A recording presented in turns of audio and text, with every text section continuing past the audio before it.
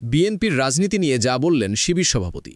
বাংলাদেশ ইসলামী ছাত্র শিবিরের কেন্দ্রীয় সভাপতি জাহিদুল ইসলাম বলেছেন, শহীদ প্রেসিডেন্ট জিয়াউর রহমান দেশ থেকে বিভাজনের রাজনীতির কবর দিয়ে বহুদলীয় গণতন্ত্র প্রতিষ্ঠা করেছিলেন।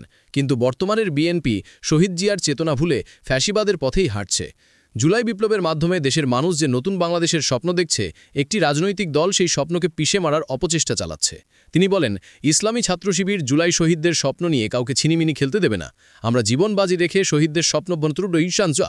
বৃহস্পতিবার বিকালে বগুড়ার নন্দীগ্রামে মনসুর হোসেন ডিগ্রি কলেজ মাঠে বগুড়া ৪ ক কাহালু নন্দীগ্রাম আসনের জামায়াত মনোনীত সংসদ সদস্য প্রার্থী আন্তর্জাতিক ছাত্র ও যুব ফেডারেশনের ইফসুর মহাসচিব ড মোস্তফা ফয়সাল পারভেজ আয়োজিত ছাত্র ও যুব সমাবেশে প্রধান অতিথির বক্তব্যে জাহিদুল ইসলাম এসব কথা বলেন।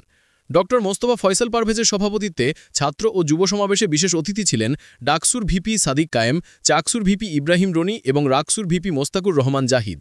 বক্তব্য রাখেন পাবনা ১ আসনে জামায়াত মনোনীত সংসদ সদস্য পদপ্রার্থী ব্যারিস্টার নাজিবুর রহমান মোম্মিন, জামায়াতে ইসলামী বগুড়া অঞ্চলের টিম সদস্য অধ্যাপক নজরুল ইসলাম, বগুড়া ৩ দুপচাঁচিয়া আদমদিঘি আসনে জামায়াতের সংসদ সদস্য পদপ্রার্থী নূর মোহাম্মদ আবু তাহের, ইসলামী ছাত্র শিবিরের কেন্দ্রীয় ক্যারিয়ার ডেভেলপমেন্ট সম্পাদক রিয়াজুল ইসলাম, ডাকসুর নির্বাহী সদস্য মিফতাহুল হোসাইন মারুফ, বগুড়া জেলা জামায়াতের আমির অধ্যাপক আব্দুল হক সরকার প্রমুখ। শিবির সভাপতি জাহিদুল ইসলাম আরও বলেন, ফ্যাসিবাদী শাসনামলে হাজার হাজার মানুষকে খুন গুম করা হয়েছে, শত শত শিবির নেতাকর্মীকে খুন করা হয়েছে, অগণিত নেতাকর্মীকে গুম করা হয়েছে, যাদের অনেকের খোঁজ এখনও পাওয়া যায়নি।